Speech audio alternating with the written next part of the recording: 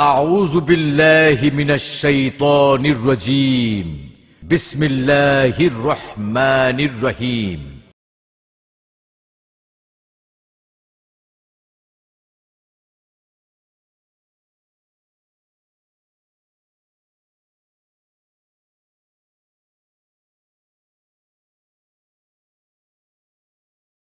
ও আমার সাহাবায়ে কেরাম, আমার উম্মতের মধ্যে 10 শ্রেণীর মানুষ থাকবে।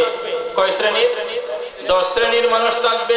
যে 10 শ্রেণীর মানুষ কবর থেকে ওঠার পরে অবাঞ্ছিত একটা সূরত নিয়ে তাদের সূরত পরিবর্তন হয়ে যাবে, আকৃতি পরিবর্তন হয়ে যাবে। অবাঞ্ছিত সূরত, যে সূরত তাদের কাছে পছন্দ হবে না, এই ধরনের আকৃতিতে হয়ে যাবে। এই ধরনের আকৃতি নিয়ে মানুষরা কিয়ামতের ময়দানে যাবে।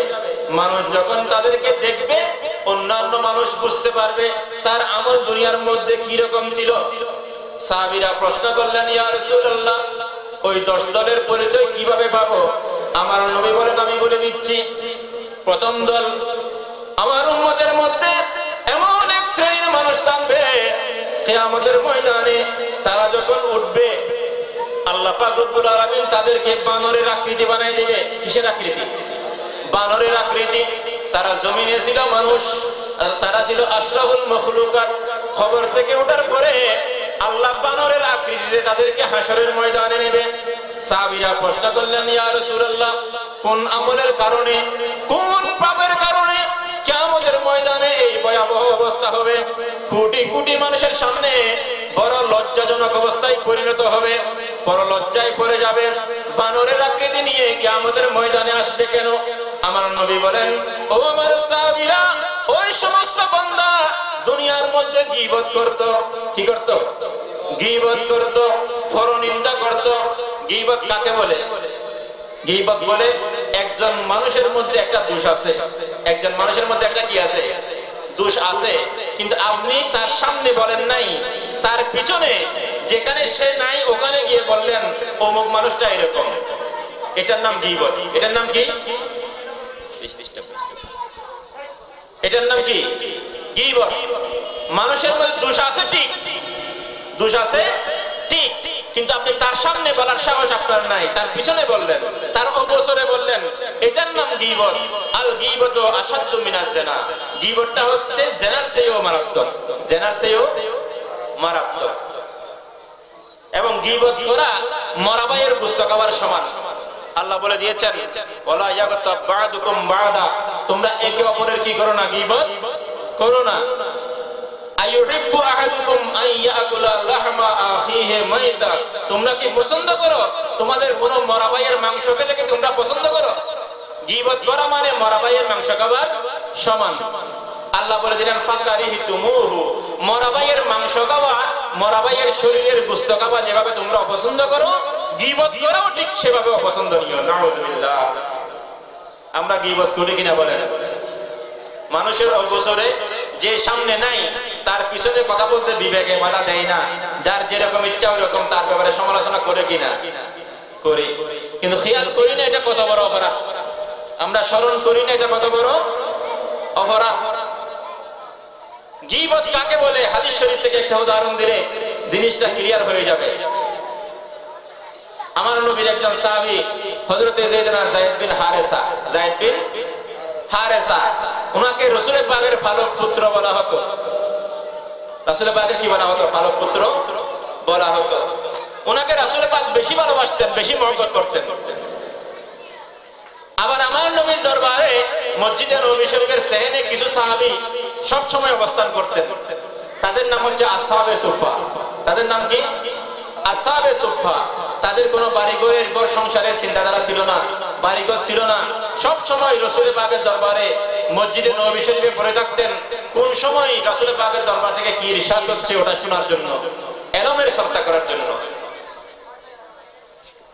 রাসূল পাকের দরবারে যদি কোনো হাদিয়া আসতেন, রাসূল তাদেরকে খাওয়াতেন, আর না আসলে না খেয়ে থাকতেন। এই ধরনের একাধারে কয়েকদিন পর্যন্ত না খেয়ে থাকতেন।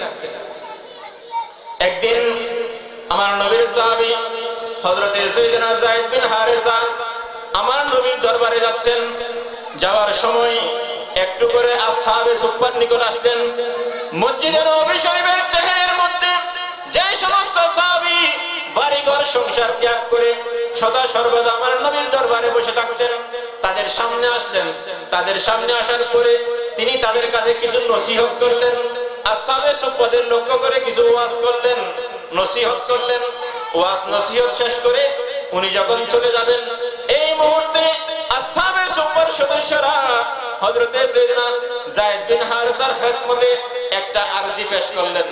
বললেন, হুজুর, আপনি তো রাসূল পাকের বড় আস্থাভাজন, আল্লাহর হাবিব আপনাকে বেশি ভালোবাসেন, আপনি রাসূল পাকের দরবারে গেলে আমাদের জন্য একটু সুপারিশ করবেন। বলে, কি? বলে, হুজুর, আমরা গোশত খেয়েছি, অনেক দেরি হয়েছে, মাংস খেয়েছি, কি হয়েছে, অনেক দেরি হয়েছে, গোশত খেয়েছি, দেরি হয়েছে, গোশত খাওয়ার জন্য মন চাই, আপনি রাসূল পাকের দরবারে গেলে একটু সুপারিশ করবেন যে রাসূল যাতে আমাদের জন্য একটু গোশতের ব্যবস্থা করে দেন। সুবহানাল্লাহ। হযরতে যায়েদ বিন হারেসা কথা দিলেন, ও আসহাবে সুফফার সদস্যরা, আমি এখনই যাচ্ছি রাসূলের দরবারে, রাসূলের দরবারে গেলে আমি তোমাদের আরজি রাসূলের দরবারে পেশ করব। দেখেন, এই কথা বলে উনি যখন রাসূলের দরবারে গেলেন, আর এদিকে আসহাবে সুফফার সদস্যরা একজন আরেকজনের সাথে বলাবলি করতে লাগলেন যে যায়েদ বিন হারেসা এতক্ষণ যে ওয়াজ করেছেন এটা কিন্তু পুরাতন ওয়াজ। এটা কি? এটা আমরা আগে থেকেও জানতাম, নতুন কোনো কথা নয়। আমাদের এখানে আজকে অনেক বড় বড় হুজুররা তুষ্টি বানছেন না, বলেন না, আমরা আসছি ওয়াজ শোনার জন্য এসেছি না। যদি একজন হুজুর একটা পুরাতন কথা বলে ফেলে যেটা সবাই জানে, অত অনেকে মনে করবে আমরা এত কষ্ট করে আসলাম, ওয়াজ শুনলাম পুরাতন, নতুন কোনো কথা শুনি নাই, এরকম অনেকে মন্তব্য করে না। ঠিক ওই রকম একটা মন্তব্য করলেন আসহাবে সুফফার সদস্যরা যে এই ওয়াজগুলো পুরাতন কথা, আমরা আগে থেকে জানতাম, যায়েদ বিন হারেসা যে ওয়াজ করেছে এটা আমরা আগে থেকে জানতাম, নতুন কোনো ওয়াজ নয়, এইটুকু কথা বলেছেন শুধু। আর ওইদিকে সাইয়েদনা যায়েদ বিন হারেসা আমার নবীর দরবারে গিয়ে বললেন, আরজি দিলেন, কথা বললেন, কথা বলার ফাঁকে ফাঁকে বলে দিলেন, ইয়া রাসূলুল্লাহ, এই মাত্র আসহাবে সুফফার কাছ থেকে আসলাম, তারা আমাকে অনুরোধ করেছে আপনার খেদমতে সুপারিশ করার জন্য, তারা গোশত খেয়েছে, মাংস খেয়েছে, অনেক দেরি হয়েছে, রাসূল আপনার খেদমতে সুপারিশ করার জন্য বলেছেন, যদি সুযোগ হয় তাদের জন্য একটু মাংসের ব্যবস্থা করতে বলেছেন। সুবহানাল্লাহ। যেটা বলেছেন হুবহু ওই কথা রাসূল পাকের দরবারে পেশ করলেন। আমার নবী বলেন, ও যায়েদ বিন হারেসা, তোমাকে কি ওরা এই কথা বলেছে? বলে, ইয়া রাসূলুল্লাহ, এই মাত্র বলেছে। আমার নবী বলেন, যায়েদ বিন হারেসা, তারা তো এই মাত্র গোশত খেয়েছে, তারা এই মাত্র কি খেয়েছে? গোশত খেয়েছে, মাংস খেয়েছে। যায়েদ বিন হারেসা বলেন, ইয়া রাসূলুল্লাহ, আমি তো মিথ্যা বলি নাই, আমাকে তারা যেটা বলেছে আমি ওটাই আপনার খেদমতে বলেছি, কিন্তু তারা কেন আমাকে এরকম বললো আমি তো বুঝতে পারি নাই। আমার নবী বলেন, যায়েদ বিন হারেসা, তুমি বিশ্বাস করো না তারা যে গোশত খেয়েছে, তুমি বিশ্বাস করো না? আমার নবী বলেন, যায়েদ বিন হারেসা বলেন, ইয়া রাসূলুল্লাহ, আপনার জবান থেকে যেটা বের হয়েছে এটাকে বিশ্বাস না করার তো কোনো সুযোগ নাই, কিন্তু ওনারা যেটা বলেছেন এটাও সত্য, আমি যেটা শুনেছি এটাও সত্য, আপনি যেটা বলেছেন এটাও সত্য, আমার তো বুঝে আসতেছে না, ঘটনাটা রহস্য কি আমার বুঝে আসতেছে না। আমার নবী বলেন, ও যায়েদ বিন হারেসা, চলো, এখন চলো আসহাবে সুফফার সামনে, আমি রাসূল এই মুহূর্তে প্রমাণ করে দেব তারা যে মাংস খেয়েছে এই কথা আমি এখন প্রমাণ করে দেব। আমার নবী যায়েদ বিন হারেসাকে নিয়ে আসহাবে সুফফার সদস্যদের সামনে আসলেন, এসে বললেন, ও আসহাবে সুফফার সদস্যরা, আমি রাসূলের সাহাবায়ে কেরাম, তোমরা কি এখন মাংস খাও নাই? তোমরা কি এখন গোশত খাও নাই? সাহাবীরা বললেন, ইয়া রাসূলুল্লাহ, কই, আমরা তো গোশত খাই নাই। ইয়া রাসূলুল্লাহ, আমরা গোশত খেয়েছি, অনেক দেরি হয়েছে, এই জন্য মনের আকাঙ্ক্ষা ছিল বিদায় যায়েদ বিন হারেসাকে অনুরোধ করেছি আপনার দরবারে সুপারিশ করার জন্য। আমরা তো মাংস খেয়েছি, অনেক দেরি হয়েছে, এই জন্য সুপারিশ করেছি আপনার খেদমতে একটু সুপারিশ করার জন্য। আমার নবী বলেন, একটু দরুদ শরীফ পড়ুন, সালাতুন ইয়া রাসূলুল্লাহ আলাইকুম आपके फरखत में मारा या नबी, दिल हुआ गम से दुबारा या नबी, सलातन या সালামুন ইয়া হাবিবাল্লাহ লাহু হুসনুন জামিলুন লা নাযীরুন লাহু শাইয়ুন ওয়ালাউ কানা নবিয়্যা সালাতুন ইয়া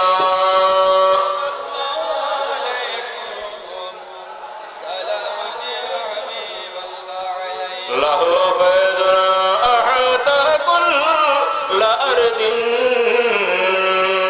ওয়ালাউ আরাবান ওয়ালাউ আজমান মালিয়া সালাতুন ইয়া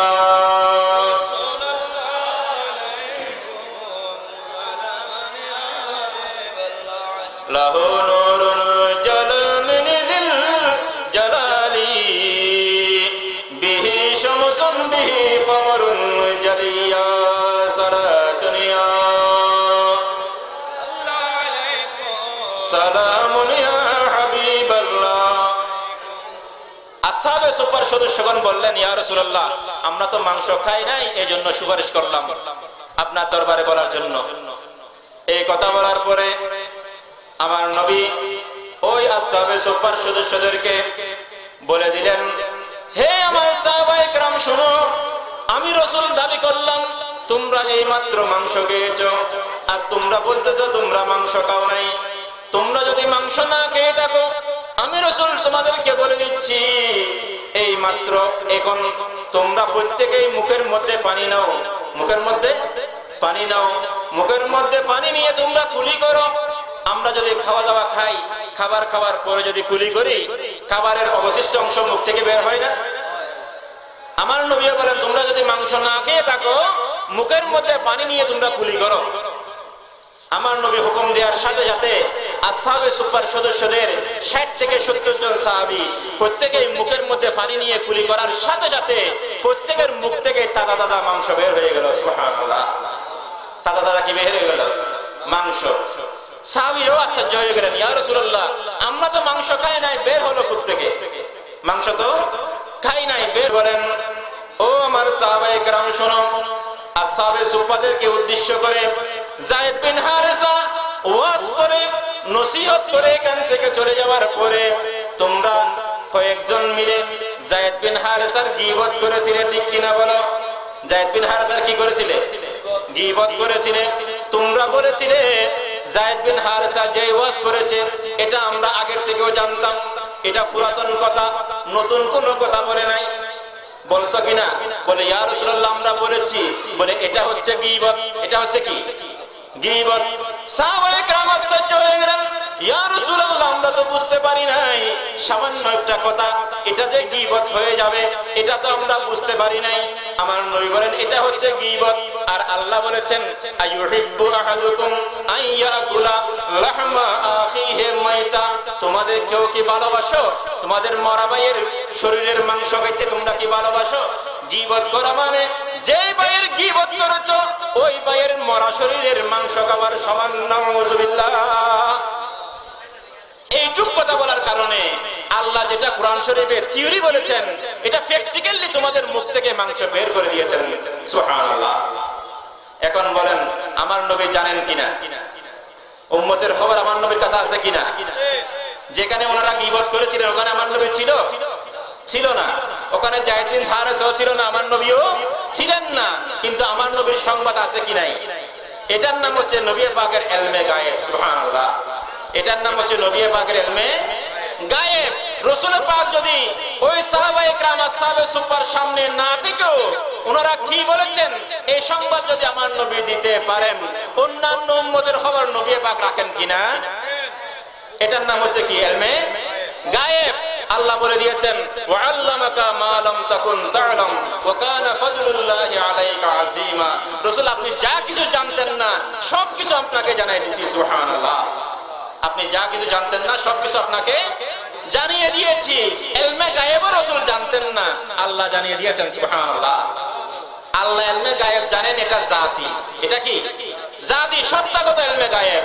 আর রাসূল ইলমে গায়েব জানেন, এটা আতাই, আল্লাহ জানিয়েছেন, এজন্য জানেন। সুবহানাল্লাহ। যাই হোক, আমি যেটা আরজ করতে চেয়েছিলাম, গীবত করা, সামান্য একটু কথা বলেছেন, আমার নবী বলেন এটা গীবত। এটা কি? গীবত। এই ধরনের অনেক কথাবার্তা আমরা বলি কিনা? বলি না? বলি। আমার নবী বলেন, ও আমার সাহাবায়ে কিরাম, এই ধরনের যারা গীবত করবে, কাল কিয়ামতের ময়দান যখন কায়েম হয়ে যাবে, ইসরাফিল আলাইহিস সালাম যখন সিংহায় ফু দিবে, ফাতাতুনা আফওয়াজা, কিছু মানুষ যখন দলে দলে আসবে, তোর মধ্যে 10 শ্রেণীর মানুষ 10 ধরনের আকৃতি নিয়ে কিয়ামতের ময়দানে আসবে, খারাপ আকৃতি নিয়ে। তোর মধ্যে একটা শ্রেণী, যেই সমস্ত মানুষ গীবত করেছে, দুনিয়ার মধ্যে পরনিন্দা করেছে, মানুষের অবর্তমানে তার দুষ্ত্রুটি নিয়ে চর্চা করেছে, ওই সমস্ত মানুষকে আল্লাহ বানরের আকৃতি দিয়ে কিয়ামতে হাজির করবেন। নাউযুবিল্লাহ। বলেন, আমাদের সংশোধন হওয়ার দরকার আছে কি নাই? রাসূলের মহব্বত যদি অন্তরে থাকে, গীবত ছাড়তে হবে কিনা বলেন? রাসূলের মহব্বত অন্তরে থাকলে মিথ্যা ছাড়তে হবে কিনা বলেন? আমার নবী বলেন, দ্বিতীয় শ্রেণীর মানুষ, আরেক শ্রেণীর মানুষ আছে, যে সমস্ত মানুষ হালাল রুজি তালাশ করতো না, হারাম খেত। কি খেত? হারাম খায়, সুদ খায়, ঘুষ খায়। এমন কিছু মানুষ আছে যারা দুনিয়ার মধ্যে হারাম খায় এবং যারা ঘুষ খায়, হারাম খায় এবং ঘুষ খায়। ওই সমস্ত মানুষ কিয়ামতের ময়দান যখন কায়েম হবে, আল্লাহ ঘুষখোরদেরকে কিয়ামতের ময়দানে আল্লাহ শুকরের আকৃতিতে কিয়ামতে হাজির করবেন। নাউযুবিল্লাহ। কিসের আকৃতি? শুকরের আকৃতি। কাদেরকে? যারা হারাম খেয়েছে এবং যারা ঘুষ খেয়েছে। যারা কি খেয়েছে? ঘুষ খেয়েছে। আমার নবী বলেন, তলবুল কসবিল হালাল ফরিজাতুম বাদাল ফরিজা, হালাল রুজি তালাশ করা ফরজের পর আরেকটি ফরজ। সুবহানাল্লাহ। যার শরীরে হারাম, তার ইবাদত কখনো কবুল হবে না। যে শরীর হারাম দিয়ে গঠিত হয়েছে, ওই শরীর জাহান্নামের জন্য বেশি উপযোগী। আজকে আমরা মুসলমান, নবীর ভালোবাসার দাবি করে আমরা যদি হালাল হারাম ফরক না করি, আমরা যদি সুদ ঘুষ বর্জন না করি, আমরা কিয়ামতের ময়দানে পার পেতে পারবো? আমার নবী বলেন, আর রাশি ওয়াল মুরতাশি কিলাহুমা ফিন্নার, যারা ঘুষ দেয়, যারা ঘুষ খায়, যারা ঘুষ দেয়, যারা ঘুষ খায়, উভয়েই কোথায় যাবে? জাহান্নামে যাবে। এখন এমন অফিস আদালত আছে, ঘুষ ছাড়া ফাইল নড়াচড়া করে না। আছে কি নাই?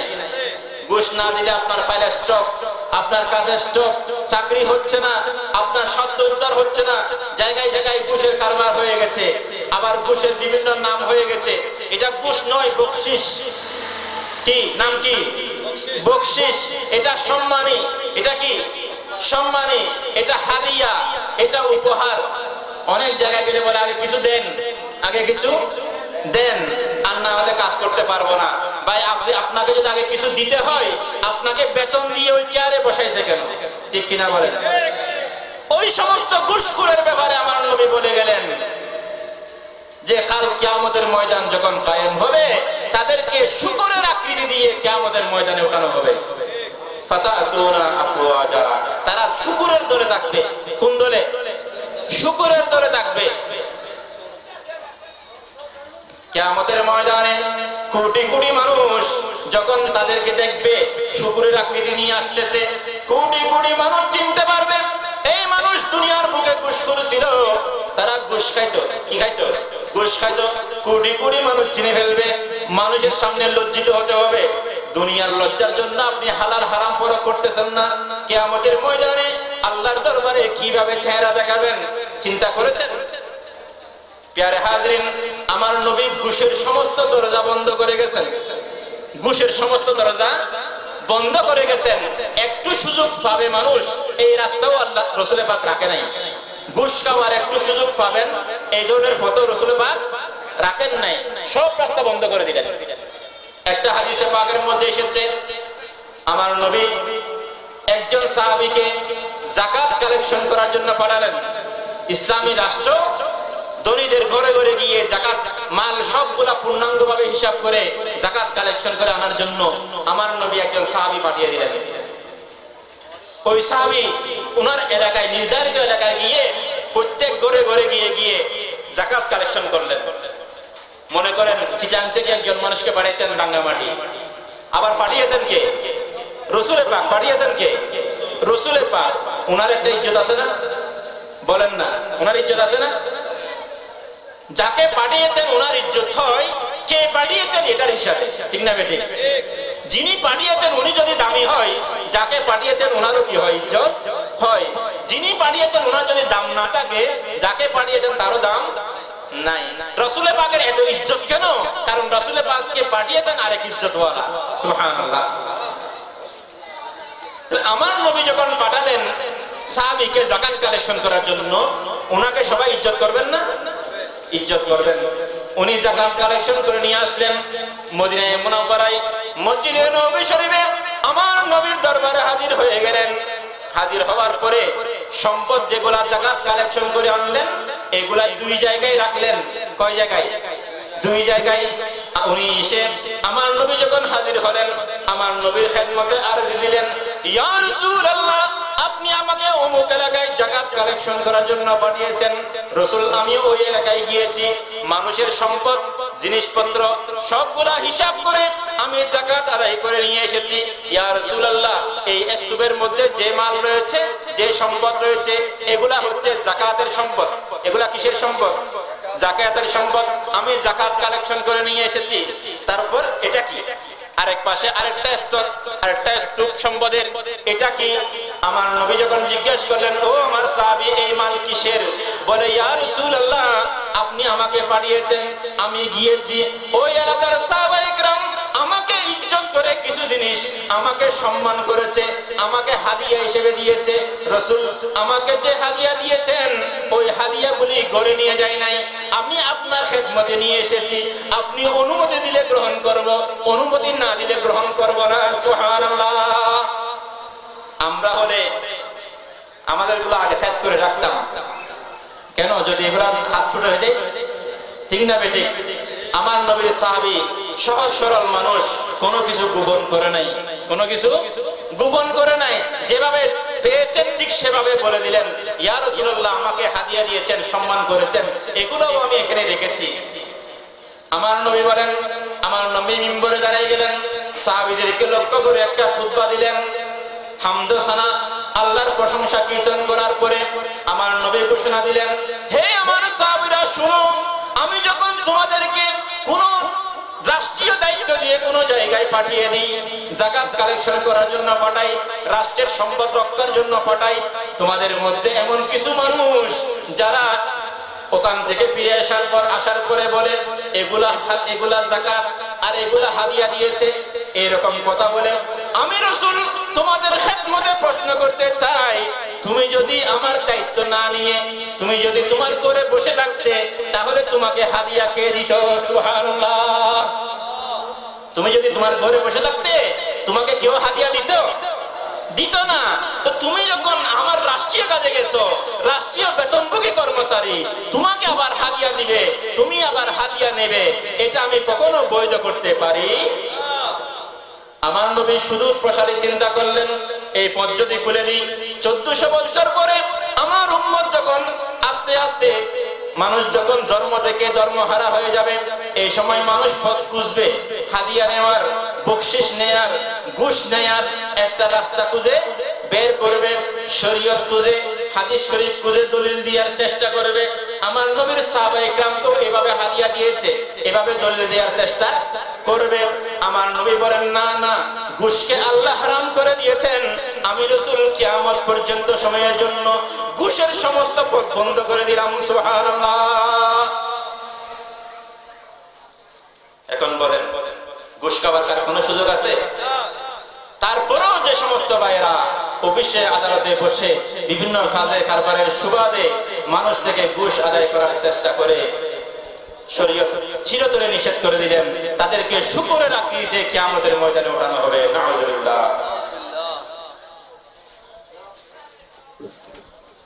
লাঞ্ছিত আকৃতি নিয়ে কয় শ্রেণীর মানুষ আসবে? 10 শ্রেণীর। কয়টা গেছে?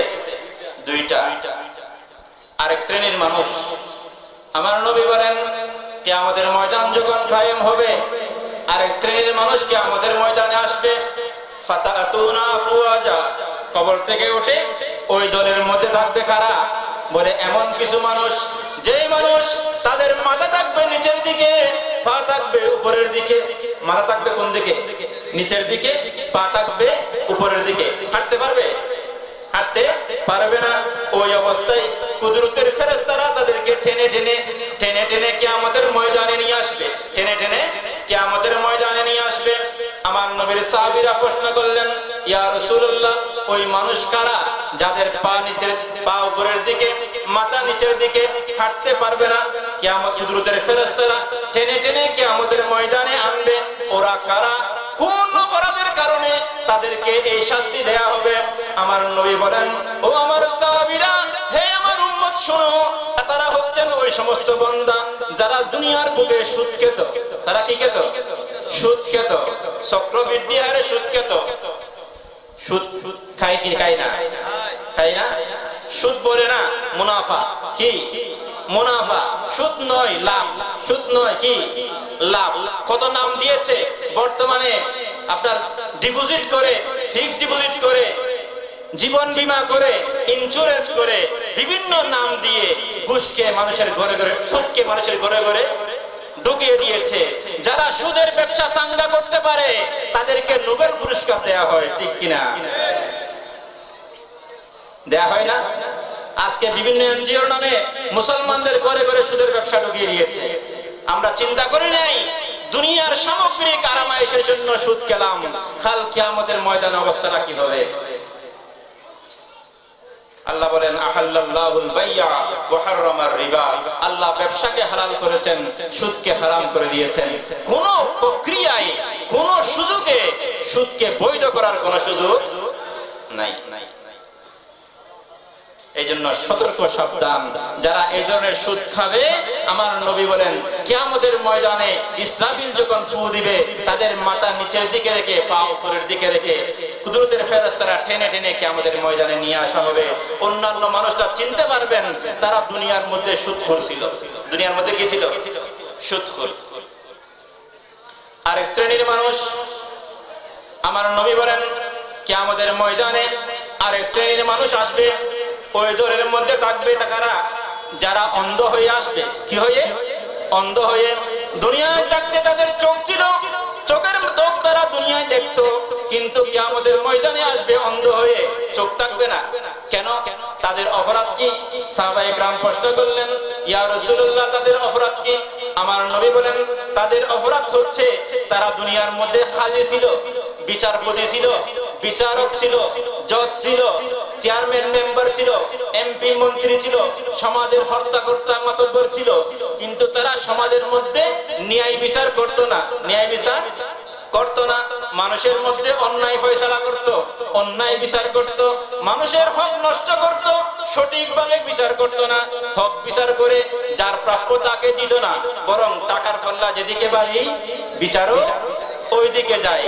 এই ধরনের কাজী, এই ধরনের বিচারপতি, এই ধরনের সমাজের মাতবর, এই ধরনের ক্ষমতাশালী বান্দারা কাল কিয়ামতের ময়দান যখন হবে, আল্লাহ কিয়ামতের ময়দানে তাদেরকে হাজির করবেন অন্ধ করে। নাউজুবিল্লাহ। কি বানিয়ে? অন্ধ বানিয়ে। দুনিয়ার সাময়িক ক্ষমতার জন্য, দুনিয়ার সাময়িক সম্পদের লোভ লালসায় পড়ে যে পাগল হয়ে গেলেন, কিয়ামতের ময়দানে বোঝা যাবে অবস্থা কি হয়। ওই দলের মধ্যে আরেক শ্রেণীর মানুষ থাকবে, তারা হচ্ছেন যাদেরকেও আল্লাহ অন্ধ বানাই আনবেন কিয়ামতের ময়দানে। তারা কারা? তারা হচ্ছে অজ্ঞ আলেম, মূর্খ আলেম, জাহেল আলেম, যারা ফাফতু বিগাইরি ইলমিন, যারা এলম ছাড়া ফতোয়া দেয়। এলম ছাড়া ফতোয়া দেয়। আজকে ফতোয়া দেওয়ার জন্য বর্তমানে এলমের দরকার নাই। বড় বড় ওয়াইএস মুফতি, বড় বড় আলেম সেজে টেলিভিশনের চ্যানেলে বসে গেছে, উল্টা পাল্টা ফতোয়া দিয়ে মানুষের ঈমান নষ্ট করে দিচ্ছে। এটা বেদাত, এটা শিরক, এটা নাজায়েজ, এটা এরকম, ওটা এরকম বলতেছে কিনা বলেন? আমার নবী বলেন, এমন একটা সময় আসবে, ইত্তাখাযু রুসান জুহালা, মানুষটা তো জাহেলদেরকে ইমাম বানাবে। মানুষটা জাহেলদেরকে কি বানাবে? ইমাম বানাবে।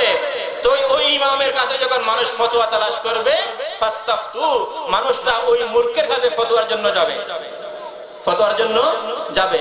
ফাফতু বিগাইরি ইলমিন, তাদের কাছে তো ইলম নাই, মূর্খ জাহেল, কিন্তু এটা গোপন করে ইলম ছাড়া কি দেবে ফতোয়া? ইলম ছাড়া ফতোয়া দিলে এটা কি সঠিক হবে না ভুল হবে? ভুল হলে কি লাভ হবে না ক্ষতি হবে? আমার নবী বলেন, ফাদাল্লু ওয়া আদাল্লু, নিজেও গোমরা হবে, মানুষকেও গোমরা বানাবে। এই সময় আসছে কিনা বলেন? টেলিভিশনের মধ্যে মেয়েরা যখন দেখে বলে এত ছোট আলেম হলে কি টেলিভিশনে যেতে পারতো, অনেক বড় হুজুর বলছে ফাতিহা না জায়েজ, মিলাদ শরীফ না জায়েজ, উরস না জায়েজ, কিয়াম না জায়েজ, বলছে কোথায়? টেলিভিশনে। নাউজুবিল্লাহ মিন যালিক। ওই ধরনের অজ্ঞ আলেম যারা এলম ছাড়া ফতোয়া দেয়, যারা মানুষের ঈমান ধ্বংস করে, তাদেরকে কাল কিয়ামতের ময়দানে আল্লাহ আনবেন অন্ধ বানিয়ে। নাউজুবিল্লাহ মিন যালিক। আরেক শ্রেণীর মানুষ, যে সমস্ত মানুষ ইবাদত করে, ইবাদতের উপর নিজে অহংকার করে। অনেক মানুষ আছে না ইবাদতের উপর কি করে? অহংকার করে। ইবাদত করে এটা প্রকাশ করে বেড়ায়, এটা মানুষের কাছে প্রকাশ করে বেড়ায়। কথায় কথায় বলে, কালকে রাত্রে যখন আমি তাহাজ্জুদের নামাজ পড়তে উঠছিলাম তখন বেশি ঠান্ডা লাগছিল, আমার বেশি শীত পড়ছিল কালকে রাত্রে। আচ্ছা, ঠান্ডা পড়ছে এটা ঠিক আছে, তুমি যে তাহাজ্জুদের নামাজ পড়তে উঠেছো এটা বলার দরকার ছিল? এটা বলছে কি জন্য? প্রকাশ করার জন্য। এটা কি? প্রকাশ করার জন্য। এই ধরনের লোক দেখানো ইবাদতকে শিরকে খুফি বলা হয়। শিরকে খুফি বলা হয়। এটা রিয়া। এটা কি? রিয়া। যে সমস্ত বান্দা নিজের ইবাদতের উপর অহংকার করে, নিজেকে আরেকজনের চেয়ে শ্রেষ্ঠ বলে ধারণা করে, আরেকজনকে নিকৃষ্ট মনে করে, নিজেকে সবার চেয়ে বড় মনে করে, হামবড়া যে প্রকাশ করে, তাদেরকে কিয়ামতের ময়দানে, আমার নবী বলেন কিয়ামতের ময়দান যখন কায়েম হবে, তাদেরকে বুবা এবং বধির বানিয়ে আল্লাহ কিয়ামতের ময়দানে উঠাবেন। নাউজুবিল্লাহ। তাদের জবান বন্ধ হয়ে যাবে, কথা বলতে পারবে না, কানে শুনবে না। ওই অবস্থায় তাদেরকে কিয়ামতের ময়দানে উঠাবেন। আরেক শ্রেণীর মানুষ আছে, যে সমস্ত বান্দারা, আমার নবী বলেছেন, আর কিছু মানুষ আছে যে সমস্ত বান্দা জবানে যে কথা বলতো, অন্তরে কথাটা ছিল না। মুখে এক কথা, অন্তরে আরেক কথা। বিশেষ করে ওই সমস্ত বক্তা যারা মানুষকে নসিহত করে কিন্তু নিজে আমল করে না, আরেকজনকে উপদেশ দেয়, নিজে আমল করে না। শুধু শরীয়ত মানুষের জন্য, আমার জন্য কোনো শরীয়ত নাই, এই ধরনের কিছু মানুষ থাকে না? আমার নবী বলেন, যে সমস্ত বান্দা যা নসিহত করে নিজে তা আমল করে না, কথার সাথে কাজের মিল নাই, ওই সমস্ত বান্দা কাল কিয়ামতের ময়দান যখন কায়েম হবে, তারা যখন কিয়ামতের ময়দানে আসবে, তাদের জিহ্বাটা বের হয়ে যাবে। জিহ্বাটা বের হয়ে যাবে, বুকের উপর এসে পড়বে। ওই জিহ্বা দিয়ে ফুস বের হবে, পানি বের হবে, লালা ঝরতে থাকবে। হাসরের ময়দানে মানুষরা যখন তাদেরকে দেখবে, তাদের থেকে মুখ ফিরাই নেবে, তাদের থেকে মুখ ফিরাই নেবে। হাদিস শরীফের মধ্যে এসেছে, মেরাজের রাতে আমার নবী দেখেছিলেন কিছু মানুষের জিহ্বাকে আগুনের কাছে দিয়া কাটতেছে, আগুনের কাছে দিয়া কাটতেছে। আমার নবী জিজ্ঞেস করলেন, মান হাউলা ইয়া আখি জিবরাইল, ভাই জিবরিল, এরা কারা যাদের জবানকে জিহ্বা দিয়ে আগুনের কাছে দিয়ে কাটতেছে? আমার নবী বলেন, হাউলা ইয়া খুতাবা ও উম্মতিকা, ইয়া রাসূলুল্লাহ, এরা হচ্ছে আপনার উম্মতের খতিব। তারা বক্তব্য রাখতো, নসিহত করত, নিজে আমল করত না। আর কিছু মানুষ আছে, আমার নামে, আমি খুব সংক্ষেপে শেষ করতেছি যেহেতু আমাদের মেহমান এসে গেছেন। আর কিছু মানুষ আছে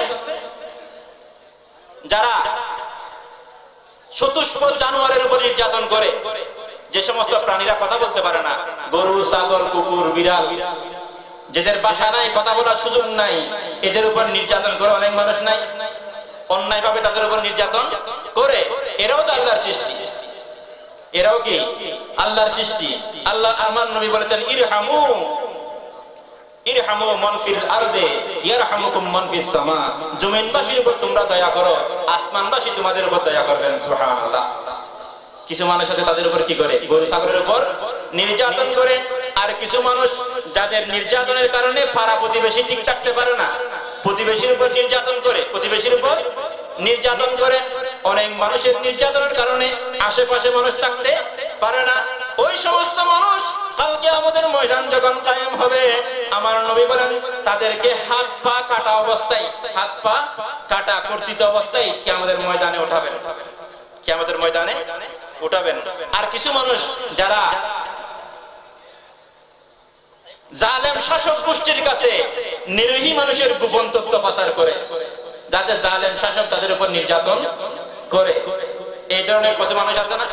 নিরীহ মানুষের উপর নির্যাতন করার জন্য বিভিন্ন জায়গায় জায়গায় খবর দিয়ে রাখে, যাতে নিরীহ মানুষের উপর নির্যাতন করতে পারে, তার ধন সম্পদ কেড়ে নিতে পারে।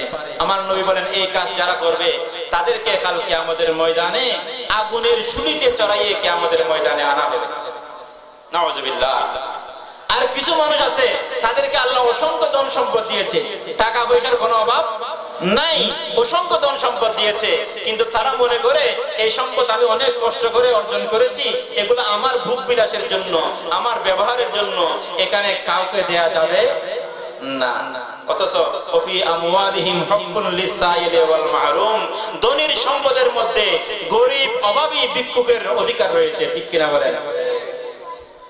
আর তারা মনে করে না আমার সম্পদ আমার, আমি কাউকে দিব না, যাকাত দেয় না, ফিতরা দেয় না, আল্লাহর রাস্তায় দান খয়রাত করে না, এরকম নবী পাকের মিলাদ মাহফিলে দান ব্যয় করে না, আল্লাহর রাস্তায় অকাল করে বিলি করে না, নিজের বুক বিলাসের জন্য মত্ত থাকে। এই সমস্ত মানুষ, এরকম কিছু মানুষ আছে কি নাই? বাংলাদেশে যত ধনী লোক আছে প্রত্যেকে যদি হিসাব নিকাশ করে যাকাত দিত, এই দেশের মধ্যে কোনো গরিব মানুষ থাকতো না, ঠিক কিনা বলেন? আজকে আমরা যাকাত ভিত্তিক অর্থনৈতিক ব্যবস্থাকে আমরা ত্যাগ করে সুদ ভিত্তিক অর্থনৈতিক ব্যবস্থা গ্রহণ করেছি, এই জন্য মুসলমানদের করুণ দশা। যদি সুদ ভিত্তিক অর্থনৈতিক ব্যবস্থাকে পরিত্যাগ করে যাকাত ভিত্তিক ইসলামী অর্থনৈতিক ব্যবস্থা আমরা গ্রহণ করতাম, মুসলমান সমাজে কোনো গরিব মানুষ, এই ধরনের মানুষ যারা থাকবে, আমার নবী বলেন যারা তাদের সম্পদ গরিব মিসকিনদের জন্য ব্যয় করে না, তারা কিয়ামতের ময়দানে যখন আসবে তাদের মুখ থেকে এমন দুর্গন্ধ বের হবে, হাসরবাসীগণ তাদের থেকে মুখ অন্যদিকে ফিরাই নেবে। আর কিছু মানুষ আছে যে সমস্ত মানুষরা অহংকার করে, আল্লাহ বলেন আল কিবরিয়া ওয়া রিদাই, অহংকার আমার চাদর। অহংকার করে এরকম মানুষ নাই? যারা অহংকার করে তাদেরকে কিয়ামতের ময়দানে আল্লাহ উঠাবেন আগুনের পোশাক পরিধান করাই। নাউজুবিল্লাহ মিন যালিক।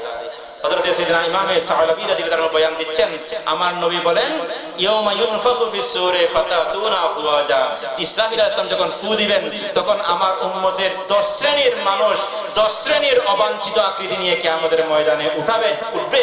এটাই হচ্ছে এই আয়াতের ব্যাখ্যা। সুবহানাল্লাহ। হাদিসে পাকের মধ্যে রয়েছে আর কিছু মানুষ কিয়ামতের ময়দানে আসবে যারা পূর্ণিমার চাঁদের মতো আকৃতি নিয়ে আসবে, যারা নক্ষত্রের মতো ঝলমল করে আসবে, যারা দ্রুতগামী ঘোড়ার মতো দূরে দূরে আসবে, যারা হচ্ছে ঈমানদার। তারা হচ্ছে কি? ঈমানদার। যার ঈমান যত মজবুত, যার আমল যত মজবুত, সে তত নূরানী আকৃতিতে কিয়ামতের ময়দানে আসবে। সুবহানাল্লাহ।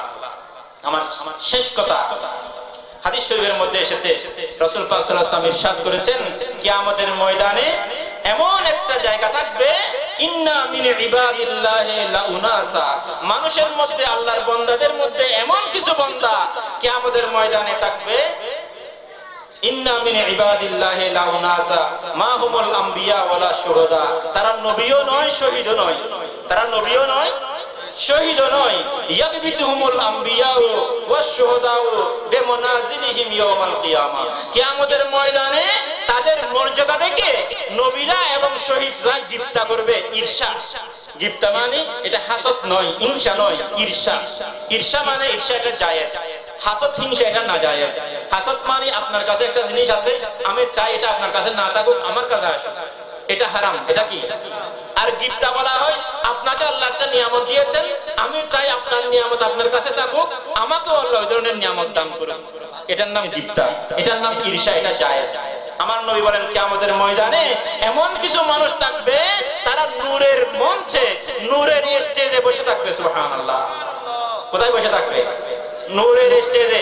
সবাই যখন ইয়া নফসি ইয়া নফসি বলবে তখন তারা নূরের স্টেজে বসে থাকবে। তাদের